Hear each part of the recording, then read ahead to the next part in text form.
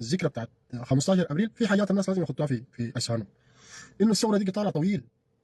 الثوره دي قطارها طويل، وفي اطار المرحله بتاعت السعي نحو تحقيق اهداف الثوره ممكن تحصل انتكاسات كبيره جدا. والكلام ده ما مش انا ما بقوله للدعم السريع ولا بقول الثوره، عاينوا لكل الثورات في العالم وامسكوا الثورات. نحن ذاتنا امتداد لثورات، نحن امتداد لجران، امتداد لانيانيا 1 انيانيا 2، نحن امتداد للحركه الشعبيه، نحن امتداد لحركه تحرير السودان، امتداد لحركه العدل والمساواه، مؤتمر البيجا، اسود الحره، نحن امتداد لكل هذه الحركات. يعني نفس المطالب اللي طلعت بها هذه الحركات نحن برضو نفس المطالب، لكن الفرق انه ديلك بدوا من اطراف الاقاليم، ونحن لما اعتدوا علينا في العاصمه وثورتنا قامت من قلب الخرطوم. ده اللي بيميز كده. لكن في اطار المسيره دي بتحصل اشكاليات كثيره جدا وبتحصل تحديات كثيره جدا. يعني في ناس بيصبروا وفي ناس ما بيصبروا، وفي ناس بيكون الواحد عنده مآرب شخصيه، عنده اهداف شخصيه. في زول بيجي بيفتكر انه الثوره دي ممكن تنتهي في شهرين في 3 شهور. في زول بعدت عليهم الشقه، بعدت عليهم الشقه. في ناس قالوا والله يا اخي ما تنفروا في الحر، قل نار جهنم اشد حرا. وفي ناس قالوا لا طاقه لنا بجالوت وجنوده. في ناس قالوا والله قالوا للنبي لهم يبعث لنا ملكا نقاتل في سبيل الله. قال هل عسيتم كتب عليكم القتال لا تقاتلوا؟ قالوا وما لنا لا نقاتل في سبيل الله وقد اخرجنا من ديارنا وابنائنا فلما كتب عليهم القتال تولوا. دي سنه الحياه كده. فالطريق بتاع الثوره ده انت ماشي بتمر بمحطات، في زول بينزل في زول بيركب.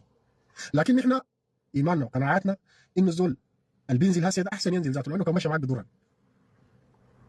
اصلا شوفوا هسه الناس ما يجي يقول لك اي زول الطريق ده فتر منه خليه ينزل يمشي بس. نحن ما عندنا اي خط احمر، عشان برضه الناس ما يجي يقول لك فلان ده خط احمر وفلان وبتاع. نحن الخط الاحمر عندنا اثنين بس. الخط الاحمر الاول القضيه ذاتها، القضيه دي هي الخط الاحمر، فيها الشهداء، فيها الجرحى، فيها الناس اللي ضحوا وقدموا، فيها المشروع ذاته بتاع بناء الدوله السودانيه، الدوله المدنيه والدوله الديمقراطيه والدوله العداله والحريه والمساواه. ده الخط الاول. الخط الثاني السيد الامير وقيس ثاني، ديل لانه قيادات المشروع. ثاني ما في زول خط احمر في المشروع ده. ثاني ما يجي زول يقول لك والله فلان خط احمر وفلان وفلان وفلان. اي زول دون الخطين ديل ثاني داري يقعد خليه يقعد، داري يمشي خليه يمشي. والثوره دي ما مربوطه بشخص، عشان الناس برضه ما يربطوا. في ناس طبعا بيربطوا الانتصارات بالشخوص وبيربطوا القضايا بالشخوص. لو كانت القضيه تتربط بالشخوص سيدنا عمر ما كان عزل خالد بن الوليد. فمش هقروا قصه عزله، لانه في ناس كانوا بيقولوا والله الجيش ده ما بينتصر الا بخالد بن الوليد. عزل في قمه مجده، قال له اقعد بتجمع.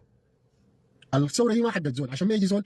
هسه انا شايف بعض الناس وبيطلعوا وفلان خط احمر وفلان وفلان وفلان وفلان. يا اخوي خط احمر الا الزول المدفون في الارض قدم روحه، ده الخط الاحمر. او زول ماسك بندقيته قاعد جوا هناك في الميدان بيقاتل بيقدم دمه وروحه، ده الحديث عنه خط احمر. لكن ثاني ما في خط احمر. وانا عندي قناعه الناس اللي بيجاجوا في الاعلام دي اي زول لقيته، دي قناعه انا اقولها له، اي عسكري لقيته لابس له كاكي بيطلع بيجاجر في الاعلام ده ما قدم اي حاجه. دي قناعتي انا بغض النظر هم الناس الحقيقيين اللي قدموا للقضيه ديل. اقسم بالله العظيم ما بتعرفون ذاته. في قيادات هسه احنا كان جينا ذكرناهم ما بتعرفون ذاته. وقسما بالله الناس المثبتين القضيه دي وقسما بالله ما بيطلعوا في الكاميرا دي يوم واحد، ولا دارين يطلعوا ذاته ولا بتاعين شو. ديل اسالهم اقول لكم كفوفك وين؟ ذخيرتك وين؟ سلاحك وين؟ وقسما بالله في ناس في قيادات ديل الناس القادوا المعارك، والله العظيم والله الكاميرا دي كان جبتها لهم ما بيعرفها ذاته شنو الكاميرا. اي زول لقيته بيطلع بيجعجع في الاعلام انا خد تحته طوالي خطين وامشي خليهم. انا لن اذكر اسم زول عشان الناس ما تزعل. اي زول اي قائد لقيته طلع لابس لك كاكي وانا احنا وانا القائد، اقسم بالله العظيم خد تحته خطين وامشي خليهم. الرجال اللي احنا بنعرفهم والرجال اللي سطروا الملاحم وكتبوا التاريخ ديل والله لا يذكرون التاريخ، او نجي نعرف لهم بعدين، لكن هم ما بيطلعوا الاعلام ولا في زول بيطلع بيزايد في القضيه دي يقول انا صح، لانه القضيه دي ما حق زول. عشان كده اي زول داري يمشي خليه يمشي، اي زول داري يمشي الطريق ده خليه يمشي.